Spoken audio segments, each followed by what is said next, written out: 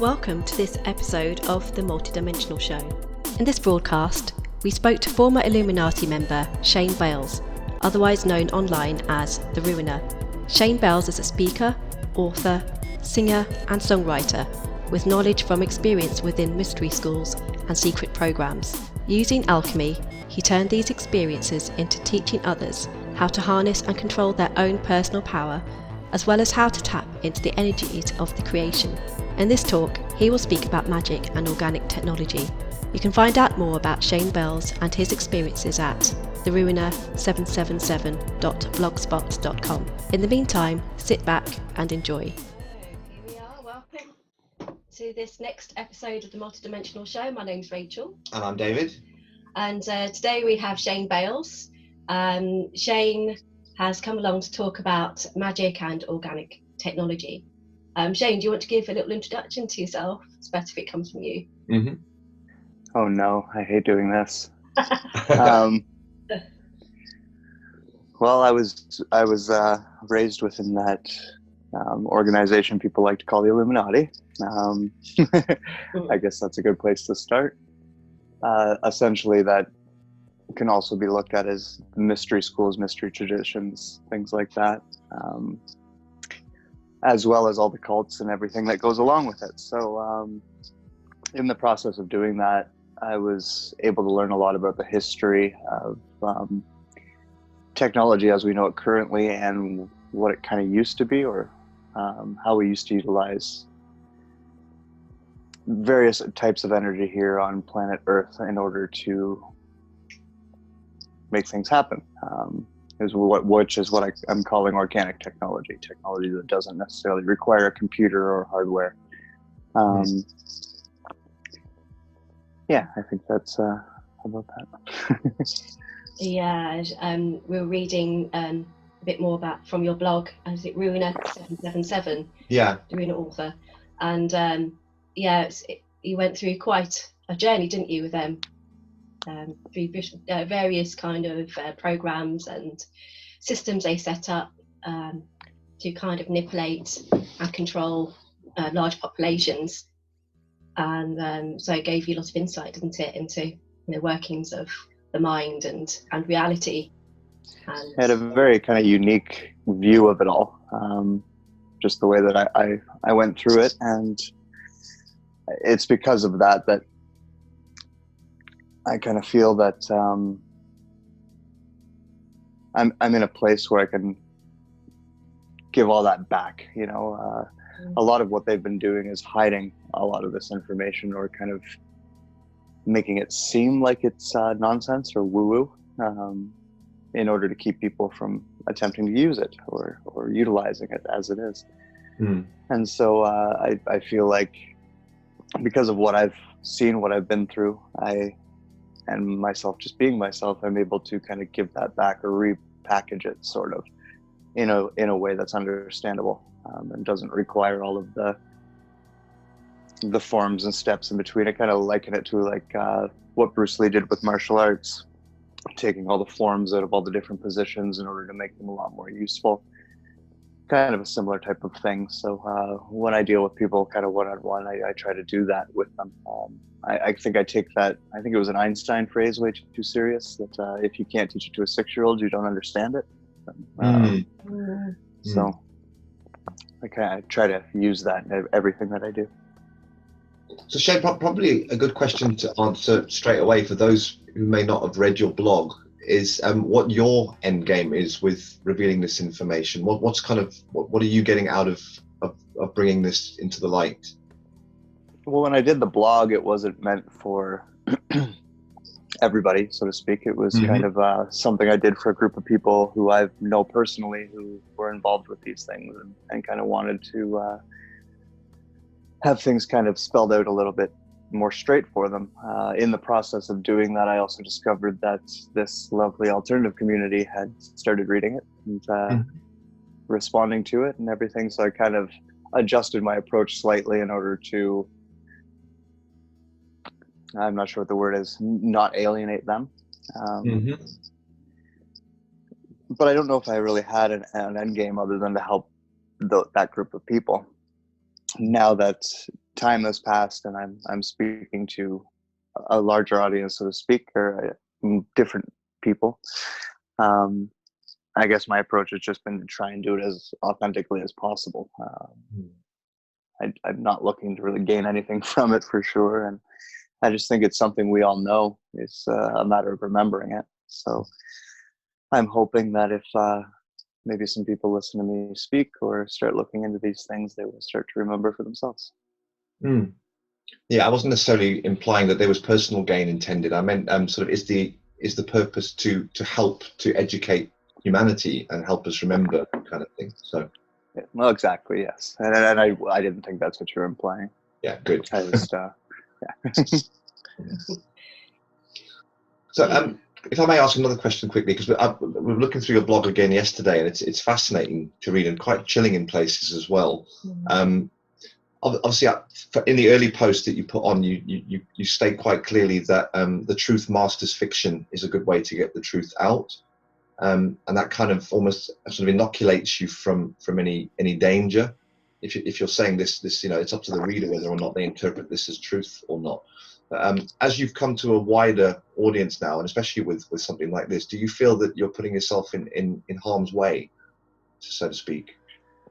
No, I quite clearly know what can and can't get me in trouble. I mean, if I was sending people to specific locations, then that would get me in trouble. If I was, let's say, pointing out specific people and very verifiable actions or situations surrounding that person, that could get me in trouble. But talking about things generally in a wide berth doesn't really get anyone in trouble, because they don't really expect everyone or anyone to believe it, right? So I'm just some guy speaking on the internet, right? It's not a CNN broadcast, and not yet. Not yet. No, we are. And I'm not pointing to like Bernie Trump and being I remember that guy doing this and anything like that. So wow. Anything where you could get sued, basically. Yeah, or worse. Yeah.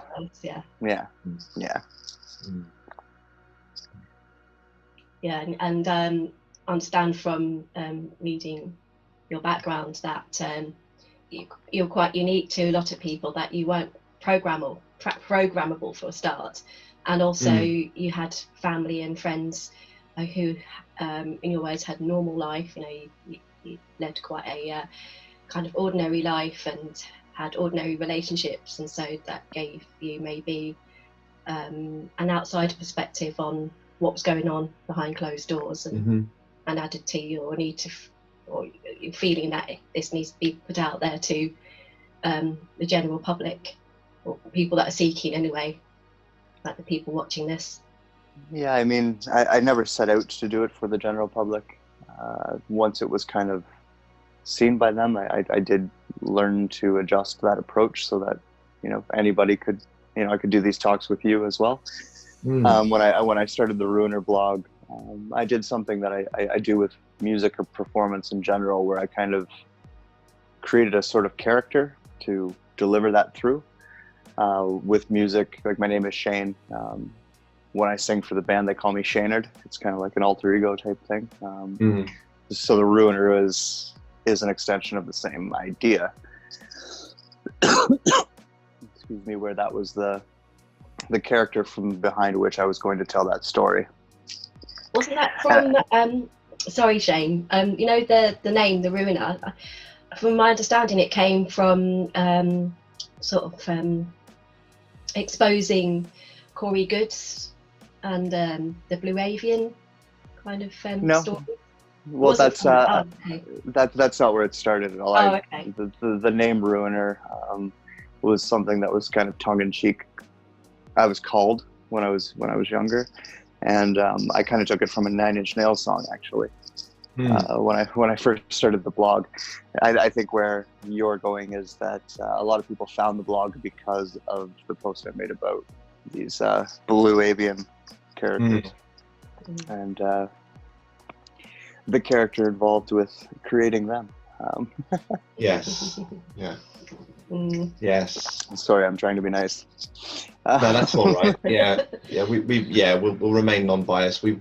It's up to everyone to make up their own minds. We've come across his material and we're not convinced it's legitimate.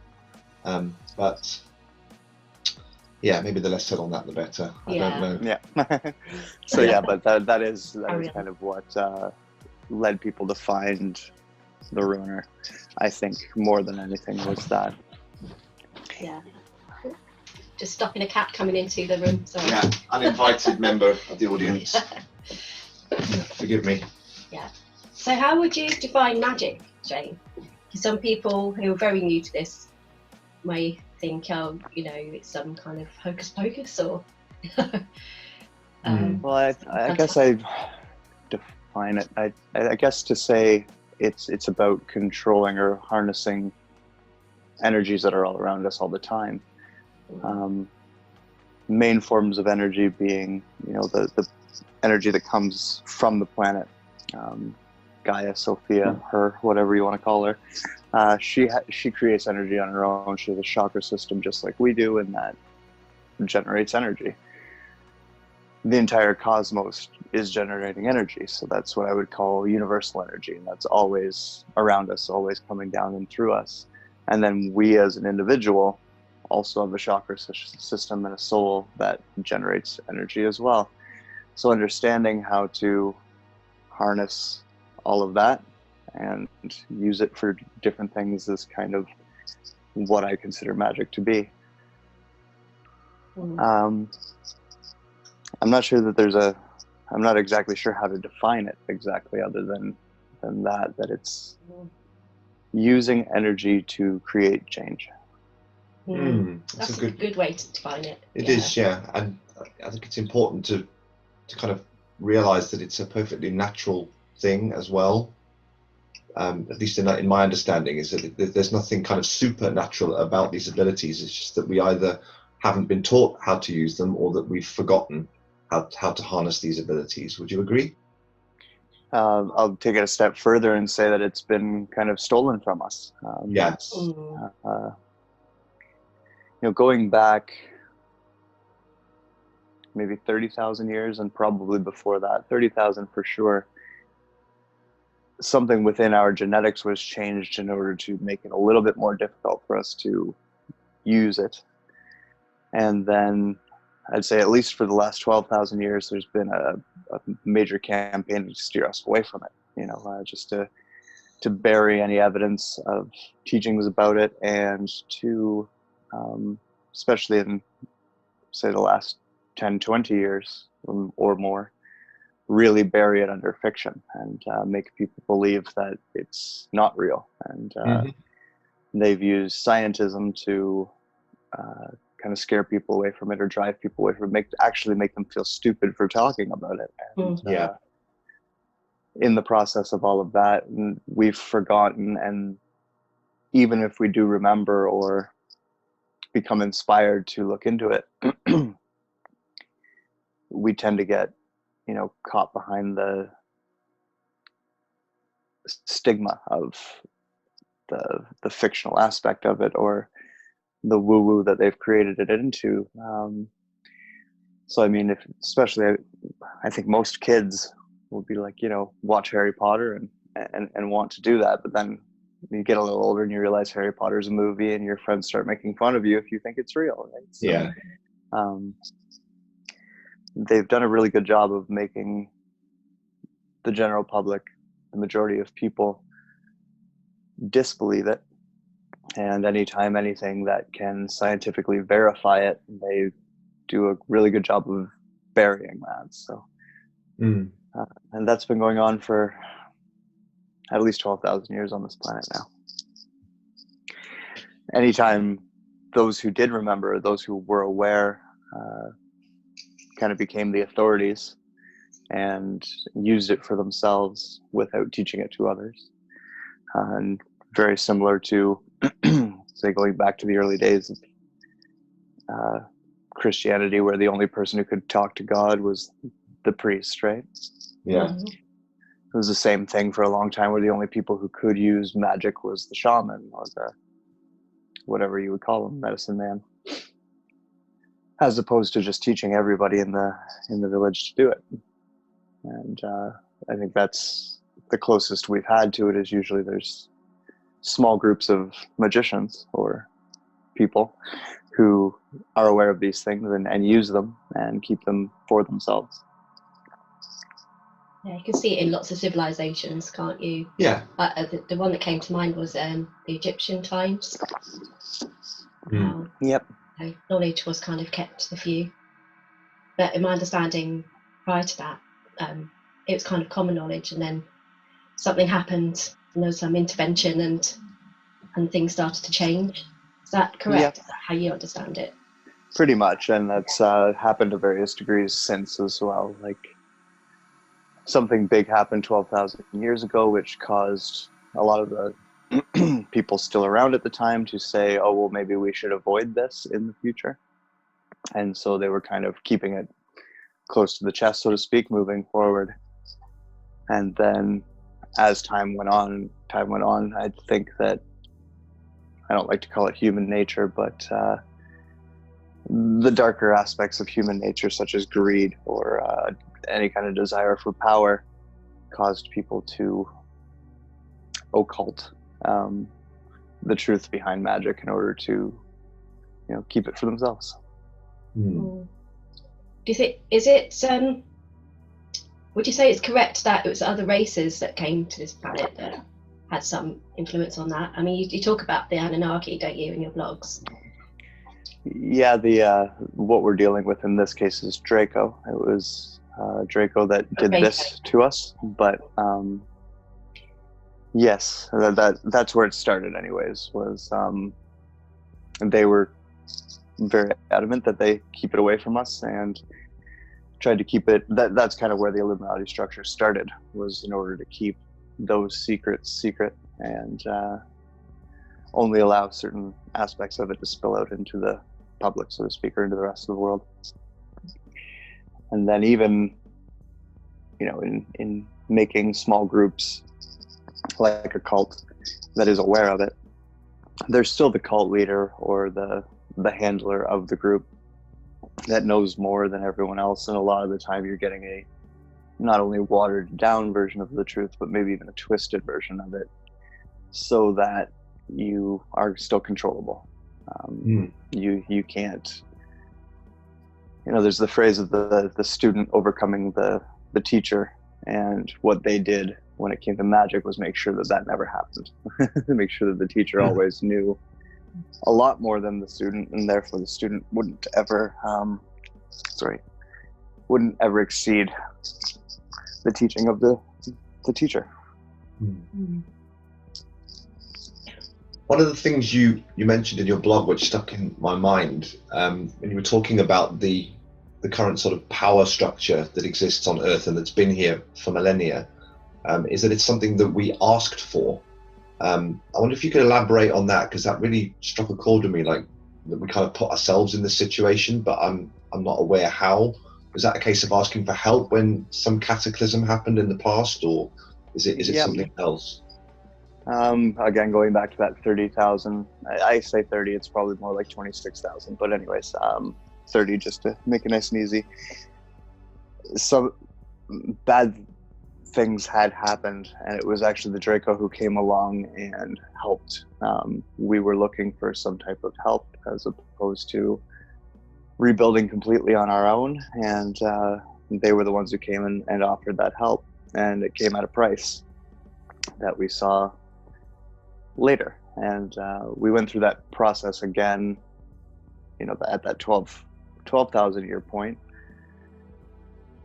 And it really has just been kind of like a reset where we progress up to this point. Something happens, and in each one of the instances I'm talking about, different things that happen. But I think that most recent one, we kind of felt like we caused it. Right. By not honoring the magic and not doing things properly or doing things well.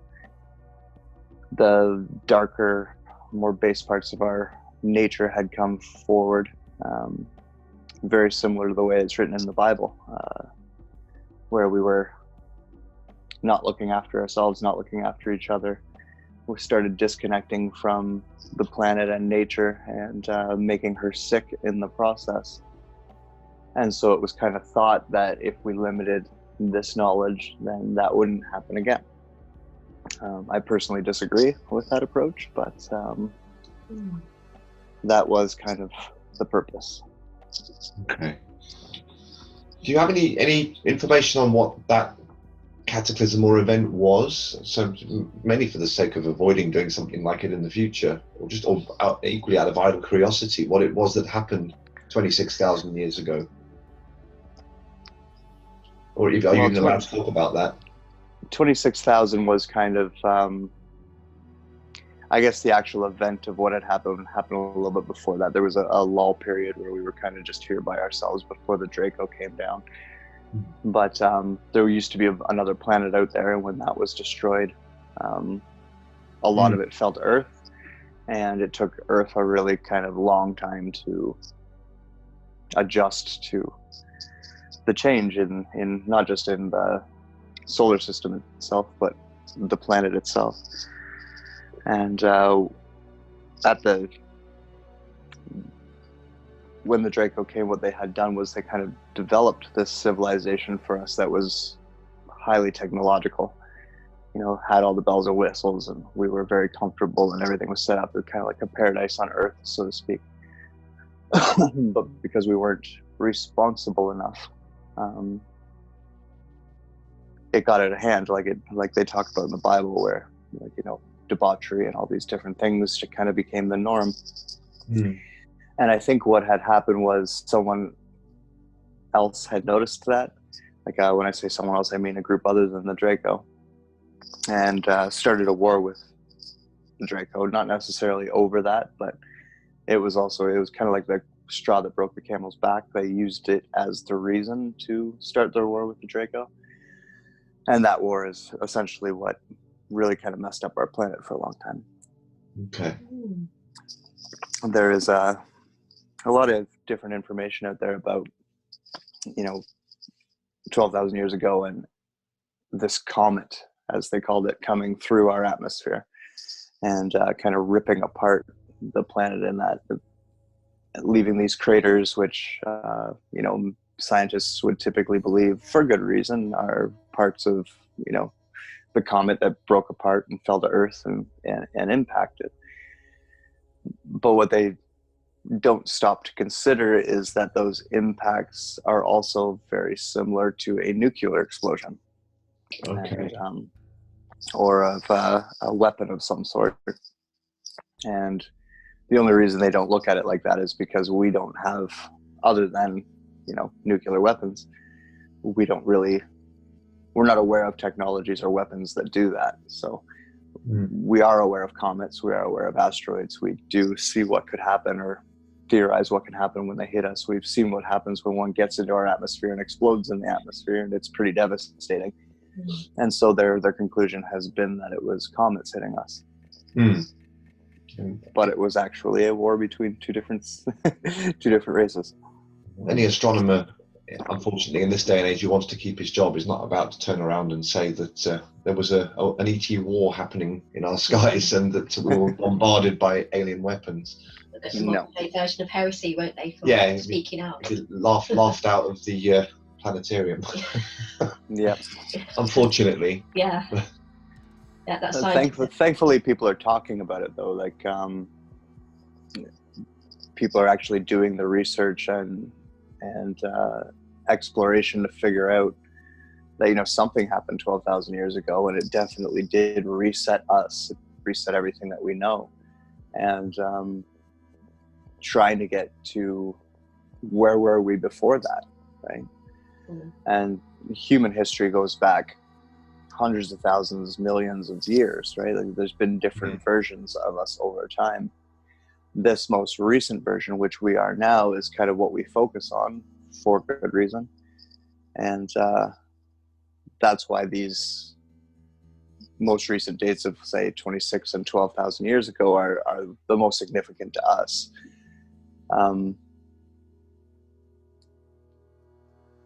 These ancient civilizations just keep almost getting not necessarily completely wiped out, but almost reset.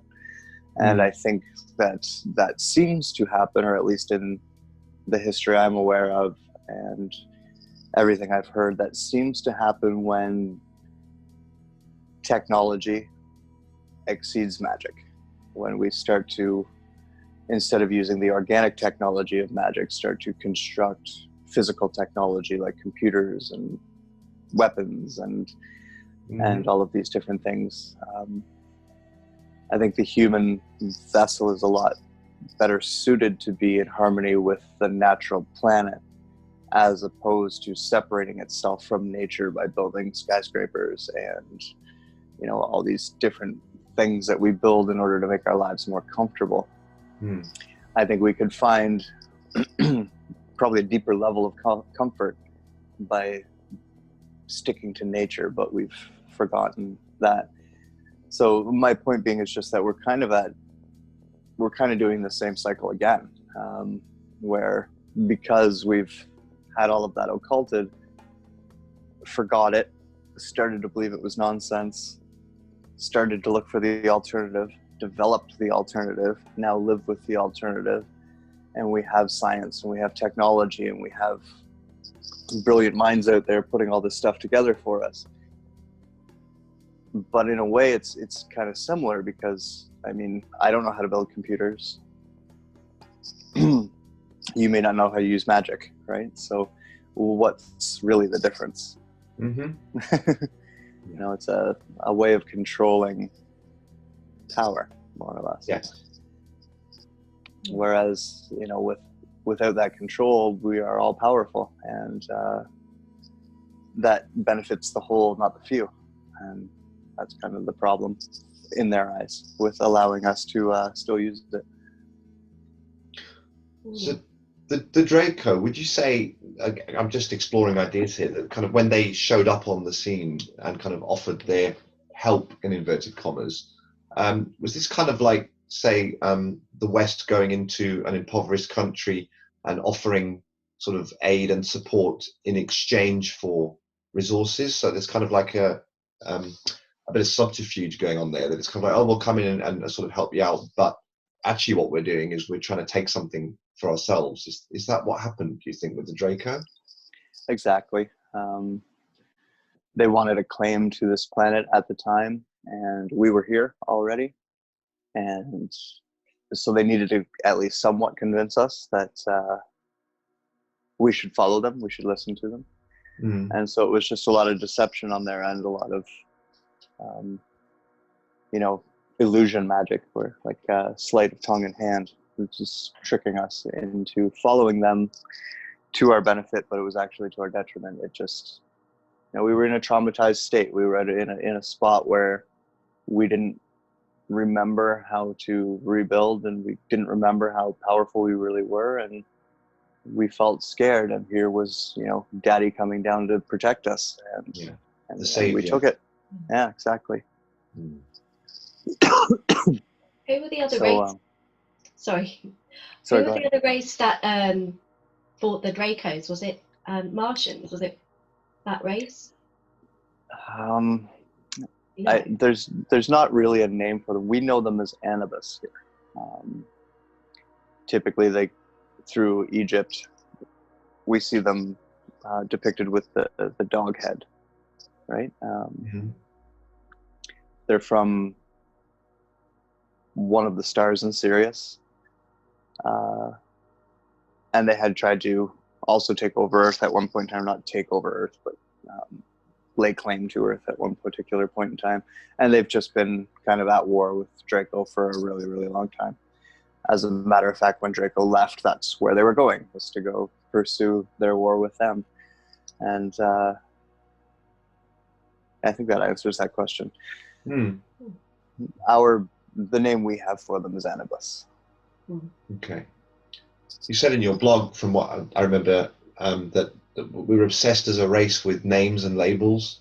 That stuck out as well. I like that point, that you said that a lot of these ET races that are spacefaring and travel and introduce themselves to other civilizations will choose a name that is appropriate for the kind of communication they're having with them. So like at the moment, we're kind of obsessed with naming races after the stars they come from, which is obviously not what they would call themselves in their native tongue, but it's easiest for us to comprehend in that way. Exactly. It's a lot of the time, like, you hear people talk about Pleiadians. It's like the Pleiades is a star system made up of many, many stars. So that'd be like saying we're Milky Way, right? That's the joke I always kind of make. It's too general, but it also kind of makes sense that we would do that. And we called it the Pleiades. It's our label for it. It's not theirs. Exactly. Even like various constellations like Sirius, right? Like we, at least for most people, think that we made that name up. We might have actually been told that by somebody who had been there, but that's a different conversation. But yeah, that's just like, saying that beings are from Sirius is just so general. It's so vague. And we don't do that when we're talking about other humans. I mean, you and I live in different countries, right? But like, you're English, I'm Canadian, right? But we're on the same planet. And there's other planets in our solar system. So imagine there was people living on Mars, but there was also like a New York and a Chicago in Mars. Are they, they're not the same people. They're not from the same place.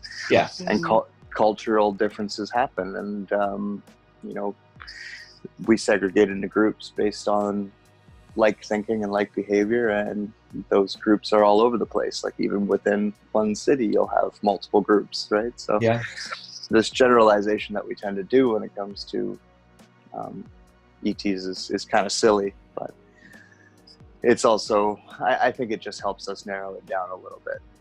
It's a bit mind-boggling, I think, to the average mind to think along those lines. So we do, as you say, we generalize. We kind of think of people from Arcturus as being Arcturians, people from Sirius as being Syrians. But like you say, there's going to be a diverse, rich mix of cultures within that kind of species, as there is here. Exactly.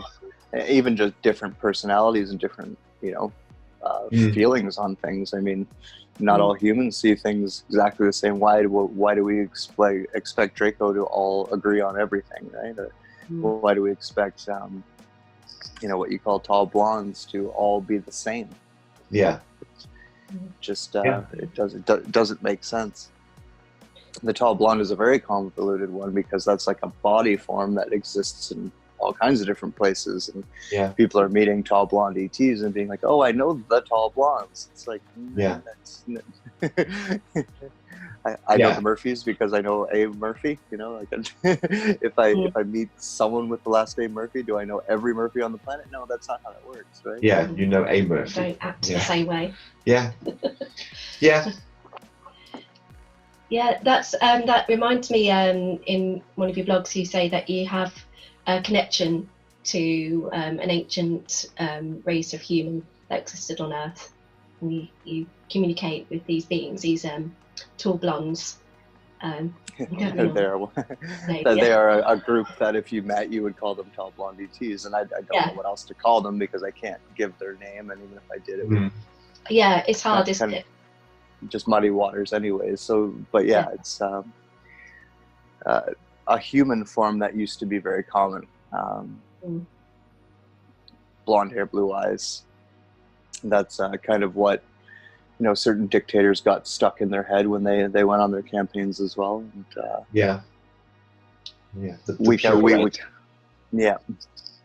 I've even heard it somewhere kind of recently of bringing us all back, like all humans on planet Earth right now, back to being white and being blue-eyed and being blonde and speaking the same language, and it just doesn't work that way. It's the universe wants this diversity. Just look at anything in nature. There's diversity.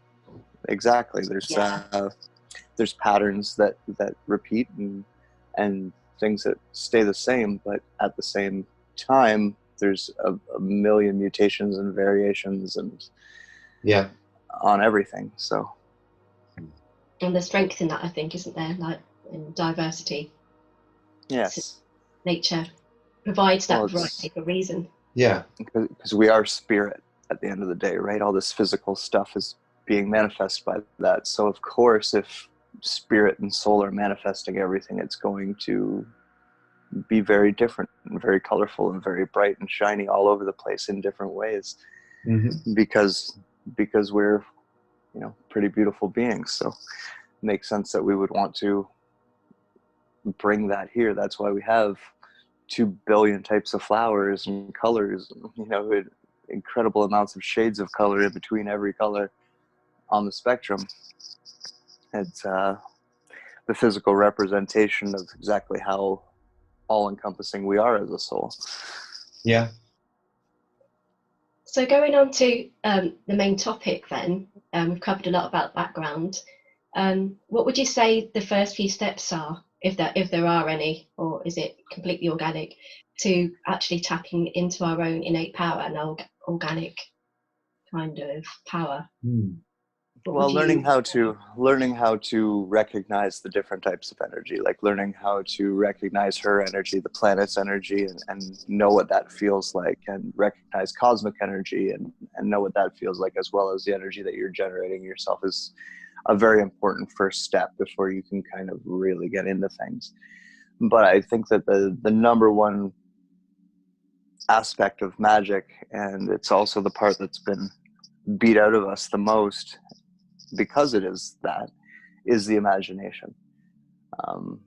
Going back before television, we would read books, and I like to use Lord of the Rings because it's now a movie. If you read the book Lord of the Rings and you were reading Gandalf's description, you would have to paint Gandalf in your mind. You would have to create what he looks like, what he sounds like, how he acts. All of that is being done by your imagination.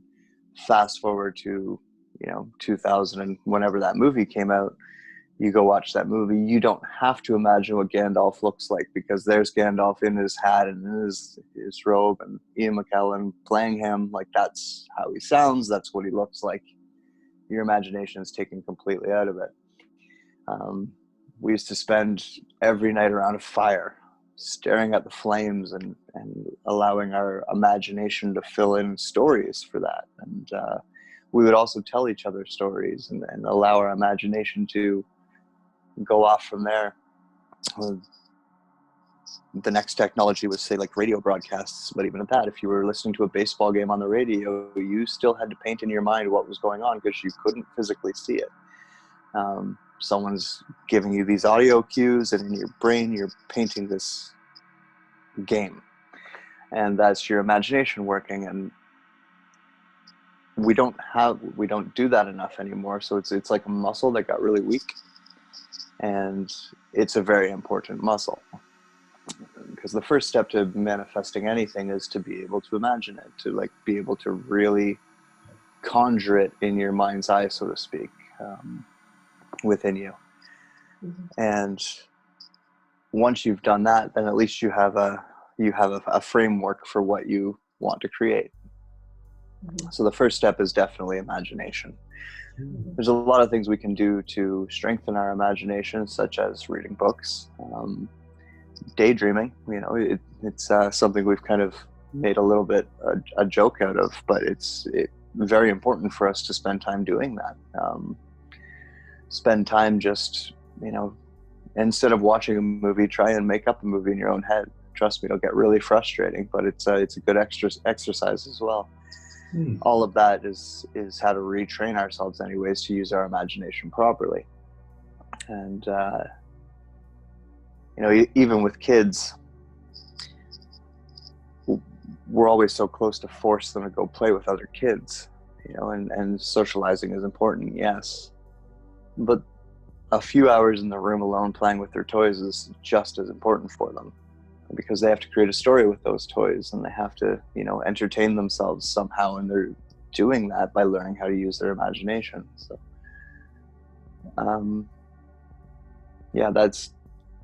that's the first step, is we need to start practicing that again, so that our imagination can get strong again, and then we can utilize that first step of manifesting. Yes, this what came to mind when you were talking is meditation, and stepping away from technology and just kind of being being yourself and not having the distractions around us, and allowing the mind to be used for what it's there for, really. Tap into that creative power.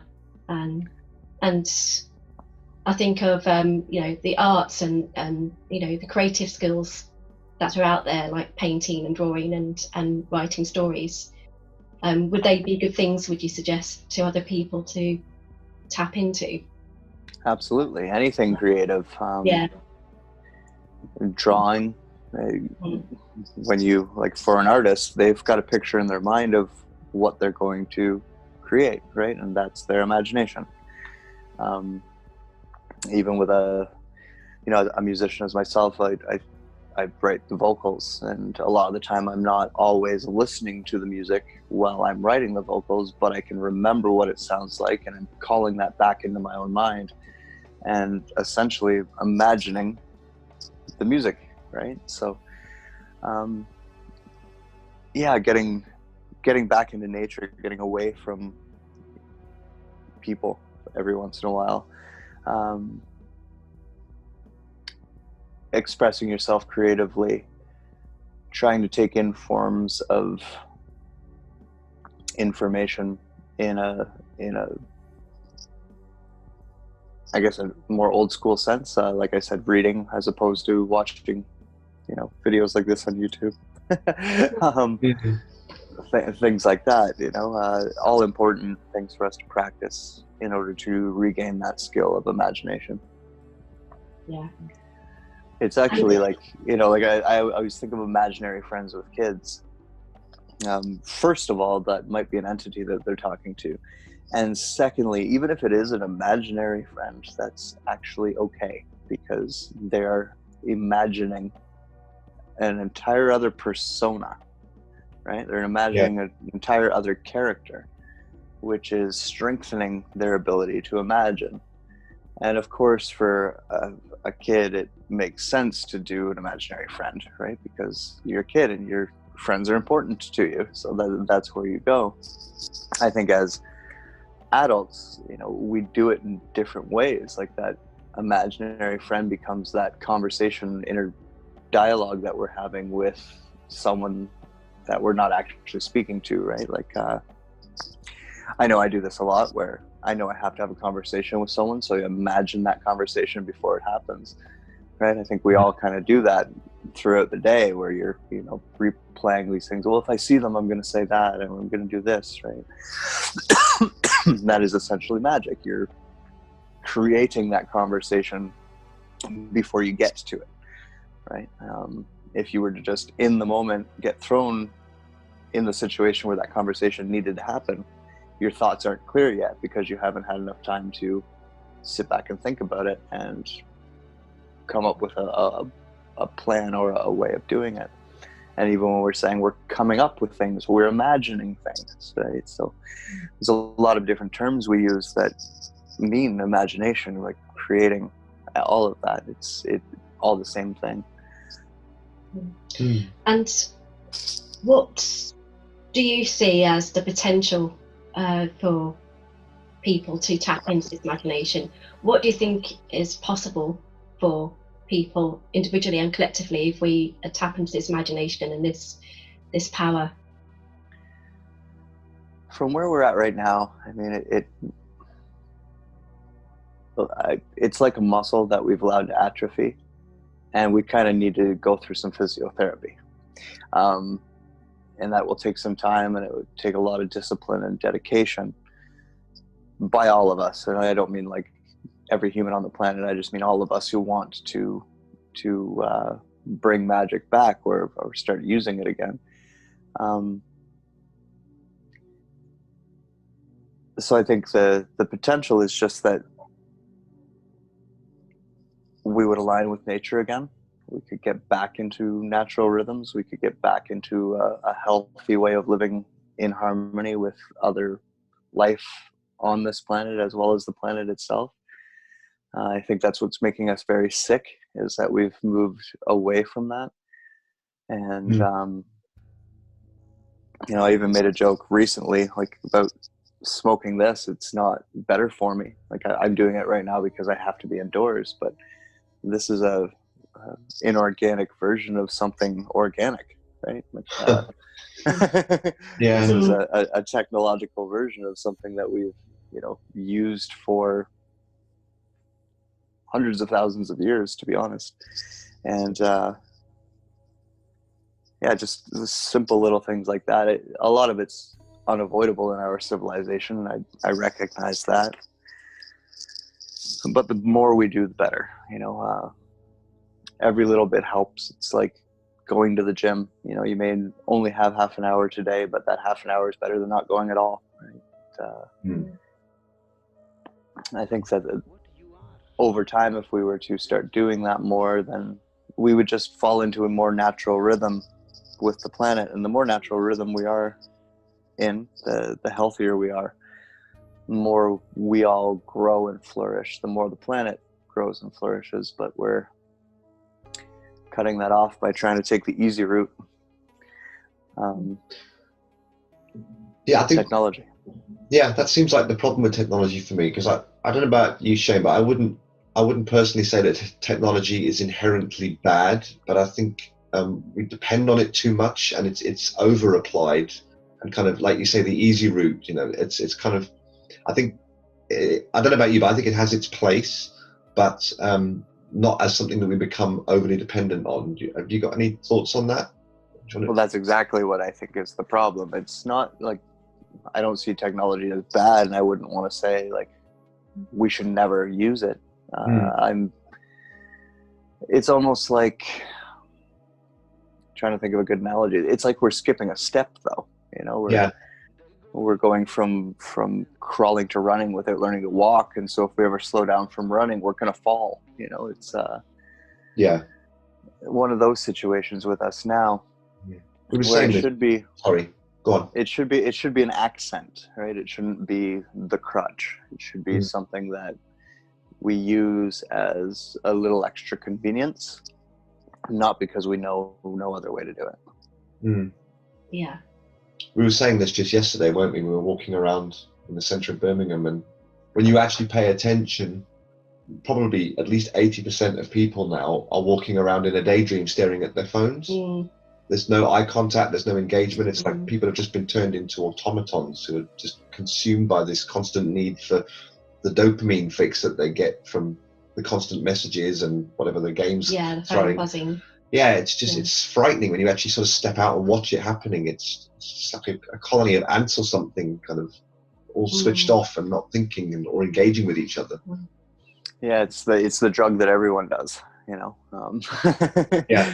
It's we went from all of the, traditional drugs to processed sugar, and then now technology. Everyone seems to love processed sugar, and everyone seems to love technology. So it's the drug that's really easy to get everyone hooked on. Spontaneous, without any of the work or the input. It's just instant gratification. Would you say what this you're is saying about the phone staring thing at work? I stand in the same place every day while I'm taking breaks, almost deliberately, because it's like right on the edge of the sidewalk, and the sidewalk really narrows because there's a pole in the way. And if I'm standing there, there's a very small room for someone to walk past me.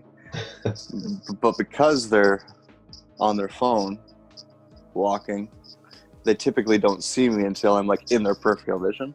Yeah. So I'll just stand there and I'll watch them coming up the street. I'll just wait for them to bump into me.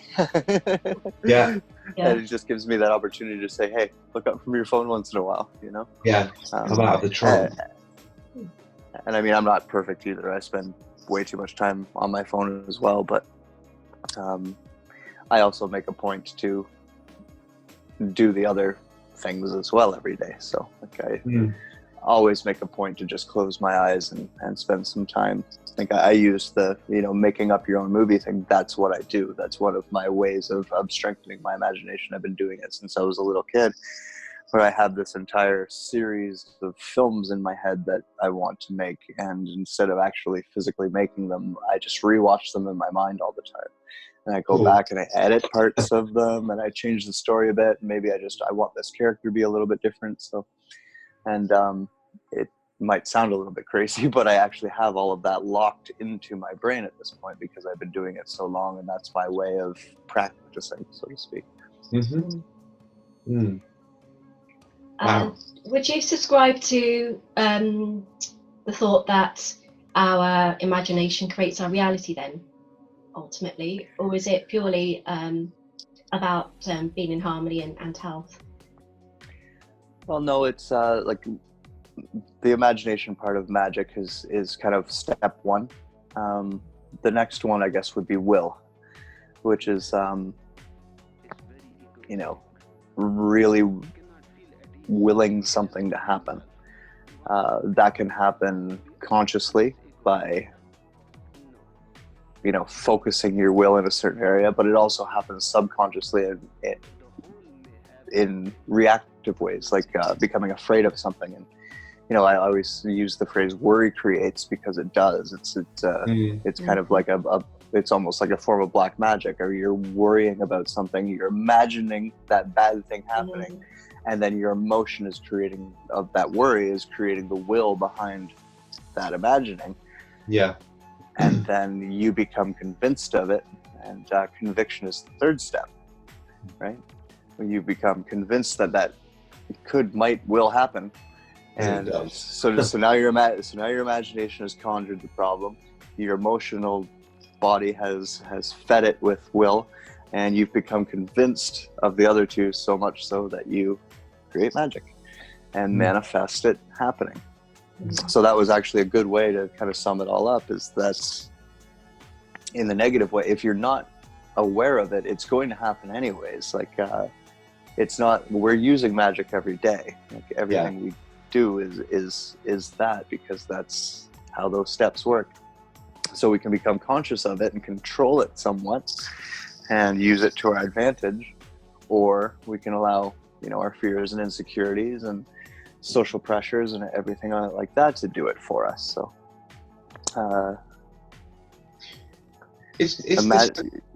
sorry, go on. No, I'm good. Go ahead. I was going to ask, is this essentially what the crux of the control mechanism is, though, from the Illuminati? So if they control the masses through media and propaganda and can basically control how we feel and how we think, then we're kind of like a big manifestation machine to keep things in a status quo that they want. That's kind of where I feel like this is alluding to. That's exactly it. Exactly it. They can control what we believe, and therefore what we're imagining and what we're putting will behind and what we're becoming, we have conviction in, simply by controlling the narrative around us and feeding us what they want us to see and hiding from us what they don't want us to see.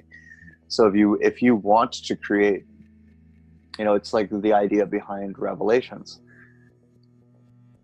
Revelations was never a message of, this is going to happen one day. Revelations was written as a form of black magic so that we would convince ourselves that would happen and bring about that end of the world, as opposed to, right. Wow. And we do that. Like we do it every day. You do it at your job, in your bowling leagues, and your everything you do, you're allowing things to influence your subconscious. That subconscious is creating images, ideas, concepts in your brain, which is what we're calling imagination. Those things are affecting how you feel. That feeling becomes your will, and then because you've got this really clear image and this really clear feeling, that comes together as being true, being real. You convince your brain that it's real, you convince your mind that it's real, and it manifests on that level. It sounds like kind of the very idea or the very knowledge that we are the creator, manifest, and have that ability is what's been hijacked, and that that's kind of being harnessed by others to manifest what they want to manifest, if you get where I'm going with this. Yeah, So we've exactly. Yeah, so we've forgotten that we are all part of the one, and that we all have this ability to shape reality as we see fit. And we're almost like a magic battery is the phrase that comes to mind. More or less. I mean, it's all, the nature of the physical universe is still holographic, and the creators of that, or the source of energy that is outputting that is us. It gets really complicated. Even just looking at planet Earth, you've got flora and fauna that produce a certain type of energy, and therefore have a certain type of impact on the creation of the planet. You've got the planet itself, which has its own soul, its own energy, and it has an input. And then you have all of us walking around on it too. Visitors coming down, all of these different things kind of change our view of things, which therefore, as our view changes, things change along with it. Because our thoughts are manifesting the reality. It's kind of that simple. I think when people hear our thoughts manifest a reality, they're looking for something very like light switch on and off. Oh, I was thinking about this and now it's here. Sometimes it's not that simple. If I was thinking about it and now it's here, or if I think about it hard enough, then it will become a reality. Being able to control magic requires you to be able to control all three of those steps. So you need to be able to control what you're imagining, which takes practice. That's what I was talking about earlier, about reading books and things like that in order to strengthen that muscle, so to speak. And then the will is coming from our emotion, our feelings, and those are very easily, especially for humans, very easily influenced, and they can change really quickly. So learning how you feel and why you feel the way that you do, and what sources of input cause you to feel certain ways, is important, so that you can learn how to control how you're feeling, or choose to feel a certain way about things, as opposed to just reacting. More acting, less reacting, right? So the way to strengthen your will is to become more in control of your own thoughts and feelings, to be able to not allow your environment to affect you so much. I always tell the story of when I first moved to this city that I live in, Toronto. I came from, kind of cottage country, where it was like I had woods all around me all the time. There's lakes on both sides of my home. It was pretty quiet. And then I moved into the city with 3 million people, and subways and streetcars and planes and these massive buildings and all that. And the first thing I did was teach myself how to meditate within that, right? Instead of having to go out and find a quiet place, right? Which is the route I see everyone going. They're like, oh, I need to get out of the city. I need to get away from all of these bad things. Or you can learn how to control yourself in that spot, which will make you a lot more powerful.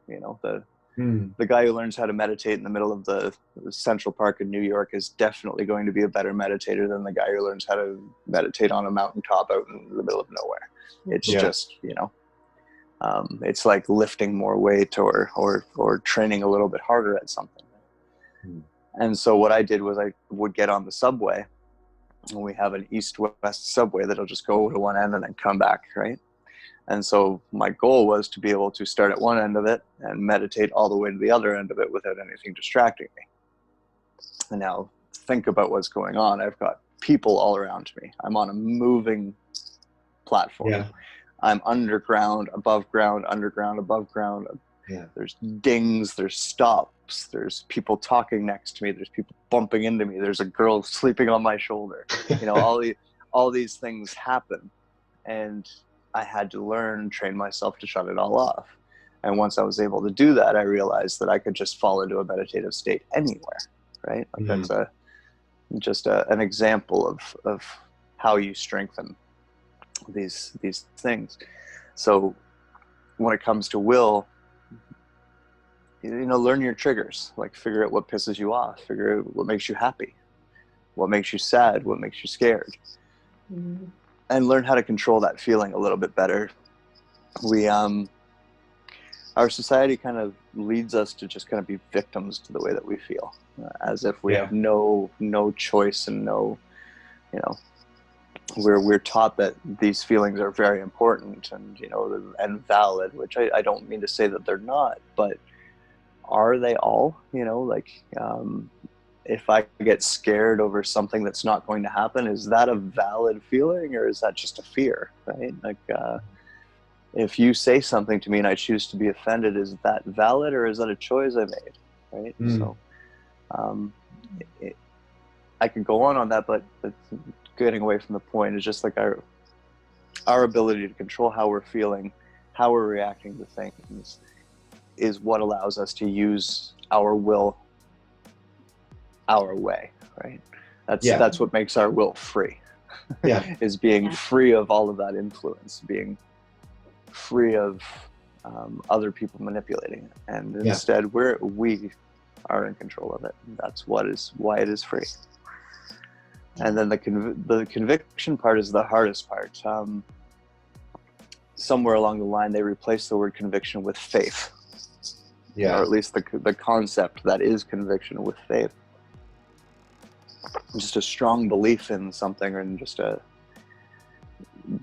but the blind faith aspect isn't right. It's the knowing that is correct, right? And we become convinced when we know something, right? And because we've had so much information hidden from us and all this, you know, burning of books and all of that, it becomes a lot harder to become convinced of a lot of the topics we're talking about because they're more occult. But if you can develop conviction on anything, and it's a true conviction, it's rock solid. It's not going to be swayed by someone else's opinion. The only thing that's really going to change it is a change within you, and that's why I liken it to faith a lot. So, and that's the third step, is once we've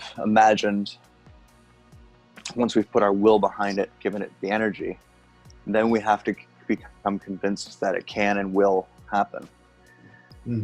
I feel like for most of us, the biggest thing that stops our conviction is a lack of self-belief, or just not understanding how truly powerful we are. Yeah. And when we do understand how powerful we are, it becomes a lot easier to get conviction. I get to stand on a conviction of, no, I do want this, I do deserve this, and I am going to get it. Right? Yeah. Sounds like the modern kind of secret or law of attraction is very much alluding to what you're saying. And again, a lot of people go, oh, it doesn't work, I tried it doesn't work. But it's that lack of ability to control their own mental processes in the moment, I think. Yeah, not being aware of the processes going on subconsciously. Yeah. Oh, exactly. All three of those muscles are just really weak. You know, like all three of those power sources within us are just really, we haven't used them enough. You know, if you don't use it, you lose it. And that's kind of where we're at. I would even go so far as to say, and feel free to correct me if I'm wrong here, but the constant bombardment without external stimuli such as media and advertising and noise and all of the stuff we get through technology is a way to keep the mind defocused and kind of a bit all over the place. Fragmented, isn't it? Yeah. Would you agree? That it's absolutely. We're absolutely overstimulated, you know, and that's why we're not in our own heads enough in a healthy way. Right? Is that intentional? Do you think that there's kind of like a darker agenda behind everyone having a cell phone and there being constant advertisements everywhere? Is it to keep the mind distracted? Absolutely. Yeah. The 9-to-5 work week, the way that cities are built, all of these things were created by those structures within what people call the Illuminati in order to have this effect. And, you know, it works. Yeah. So, I mean, obviously, people who've been kind of awake for a while and doing these things kind of pick up on this stuff. But a good thing might be to you've said about imagination. That's a wonderful tip. Would you recommend things like mindfulness and taking time every day to meditate and kind of just kind of go within as sort of tools people can use if they're aware that they want to start kind of unplugging and finding themselves again and tapping into this, sort of some useful techniques and tools that people can actually embrace daily to do these kind of things? Oh, absolutely. You know, meditation is very important. Any type of closing your eyes, you know, and thinking. Without that visual stimulation, your mind starts painting all those images for you, right? Conjuring all of that for you. Any type of sensory deprivation is actually good. I wish we could all have a sensory deprivation tank at home to spend an hour in every day, because that would be really good for us. If we ever wanted to really do something for our health, that would be a good one. In terms of learning to control how external influences are affecting us, we need to be able to turn them off once in a while, right? If you go camping, let's say you live in a city and then you go camping for a week, you start to feel very differently.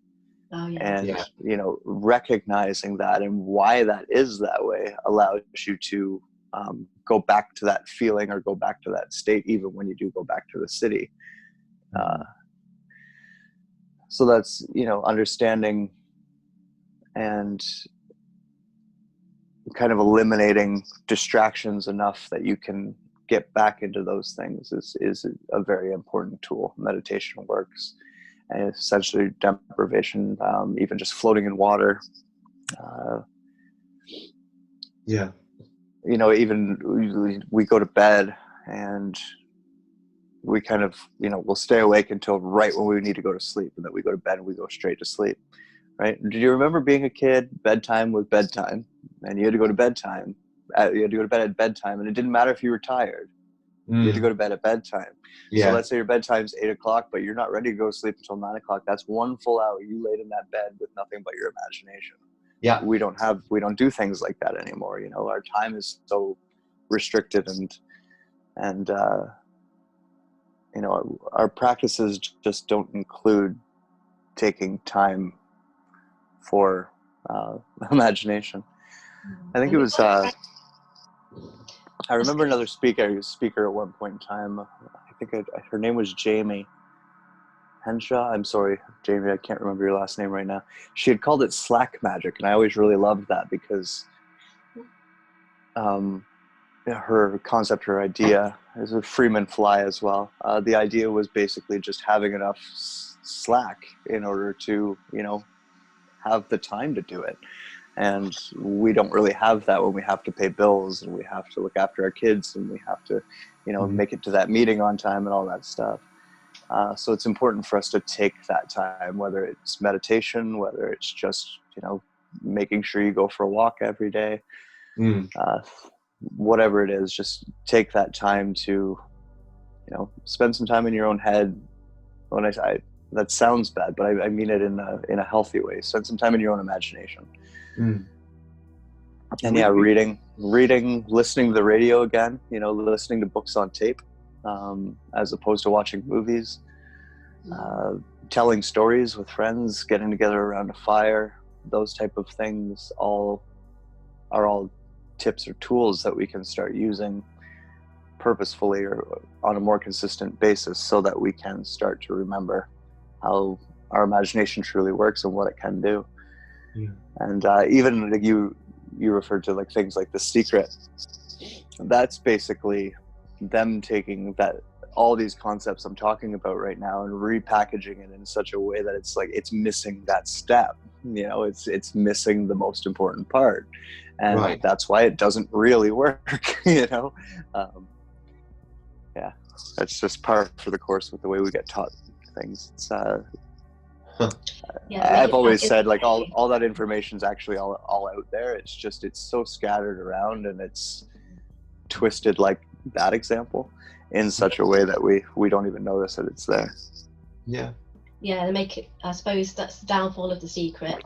It's got lots of truth in it, but what they kind of miss out is that there's kind of dedication involved, and there's kind of a stripping away of some old patterns and ways of doing things that's involved first. Yeah. We're not very disciplined anymore, and that's a problem, you know. We have to really work on self-discipline a lot more, I think, as individuals. Yeah. Yeah, and it can be fun too, you see. Yeah, it doesn't have to feel like work. No. I was just thinking that, you know, we take time most mornings. It should be playful. Yeah, it should be playful. We take time in the mornings to meditate. Yeah. You know, and we're lucky that we've got each other and we're like-minded. You know, so we'll always try and get up a bit earlier in the mornings and make time before the day starts to either listen to a guided meditation or just light some incense and lay quietly. You know, and we get out in nature as much as we can. The simple things, like you say, that, you know, people go, oh, I don't have time for this. Well, you know, make time. Yeah. Make time for it. Yeah. Because it doesn't have to be big. It doesn't have to be big, elaborate things either. You know. Like, no. I live in a city. I can find trees. You know. Exactly. You just have to have the discipline to go out and do it. That's all. Yeah. Go to bed. Like you say, go to bed half an hour earlier. Don't wait until you're knackered to go to bed. You know, even as an adult, give yourself a bedtime and have a bit of time in bed to switch off and unwind and just close your eyes. And it's.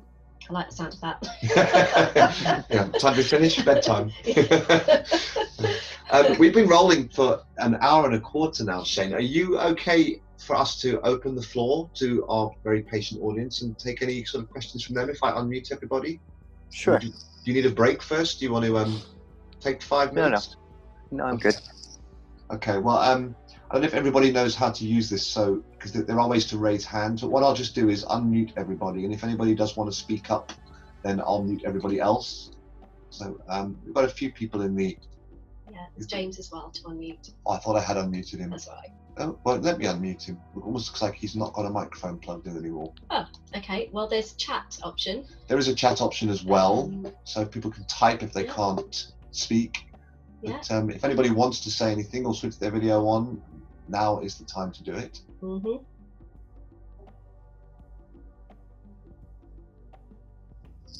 No?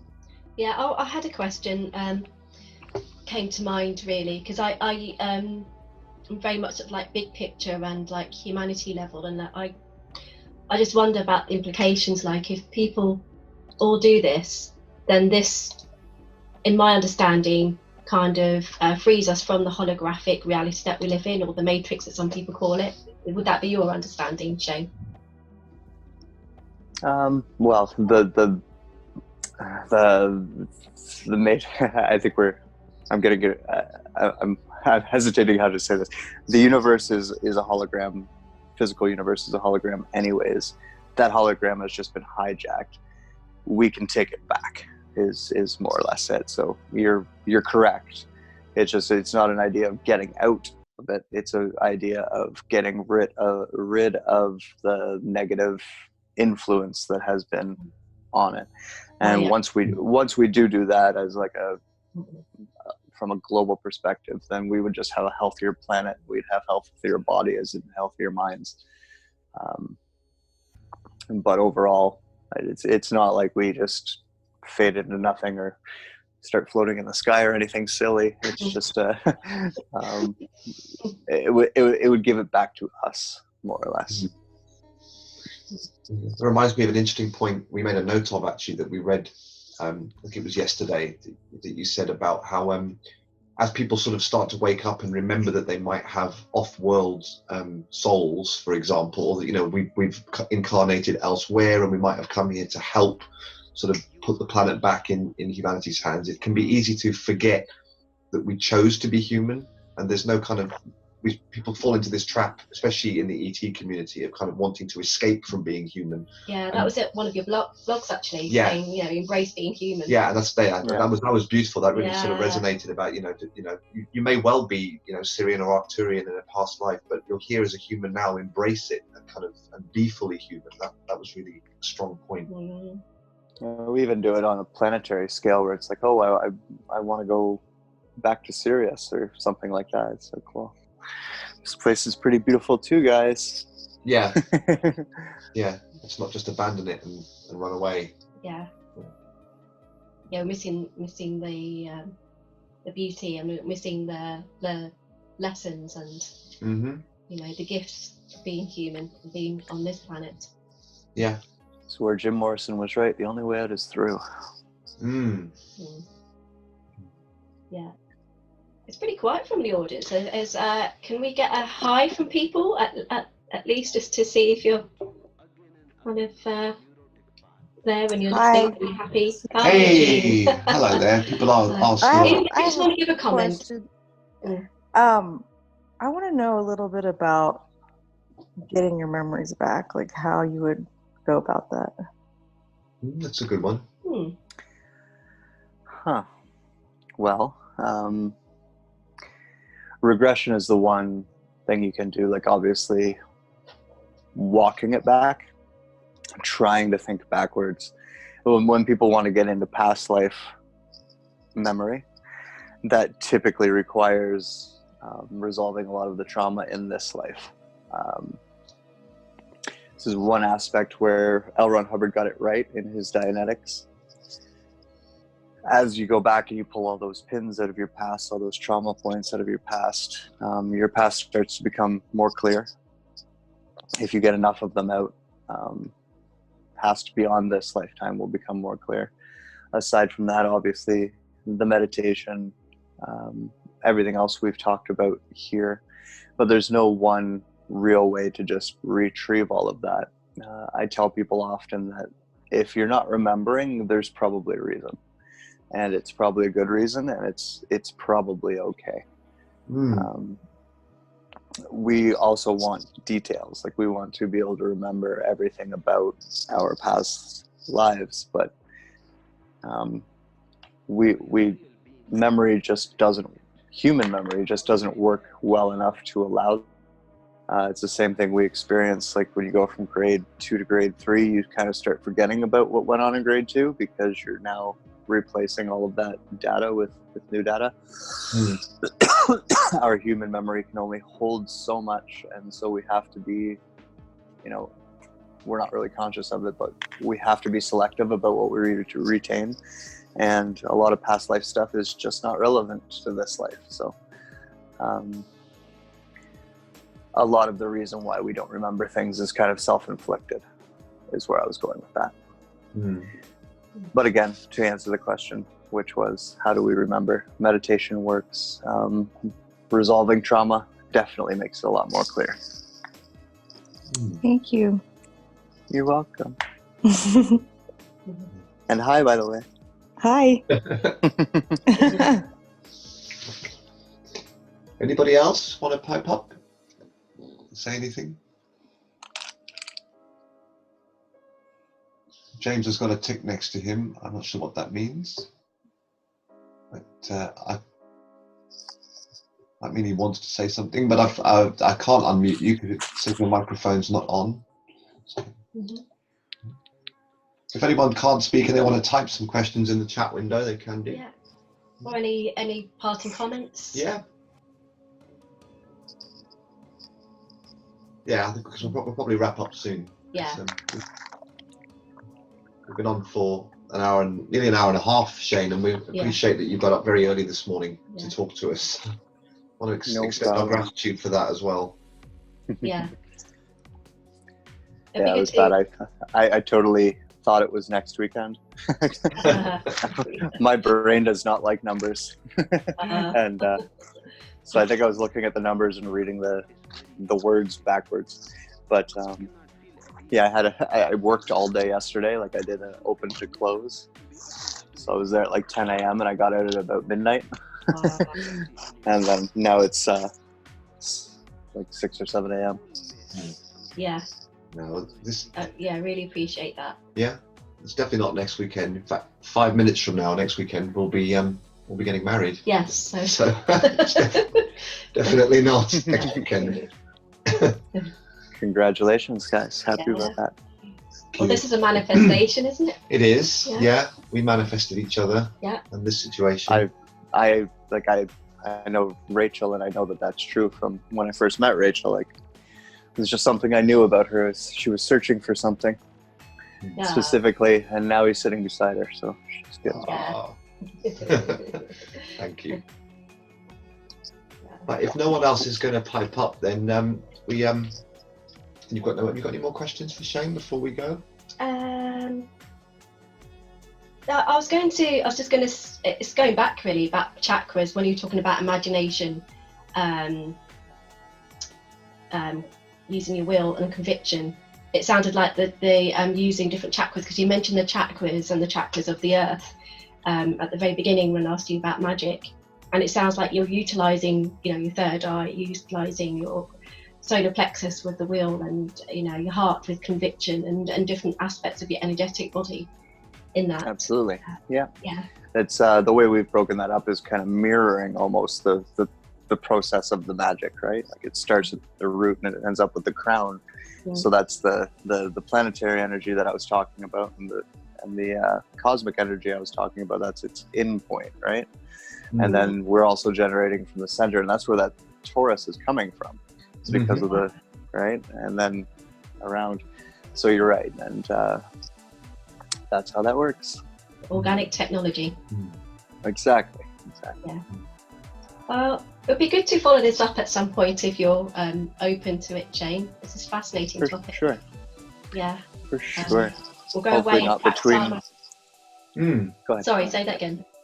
Hopefully it just won't be between two of my work shifts. I'll be a lot more. Yeah. But lively. Reminders. What is the time now? It must be still really early. Where am I at here? 7:30, maybe. It's like 7:30. Yeah. Yeah. Oh wow. Well, we'll let you get going and have a little rest, because you've got another shift, haven't you? I do. Yeah. So Life. thanks once again. Yeah, life. Thank you very much for your time this morning, Shane. It's been fascinating to talk to you. No problem, guys. Thank you. Okay. Thank you very much. Bye-bye. Bye, everyone.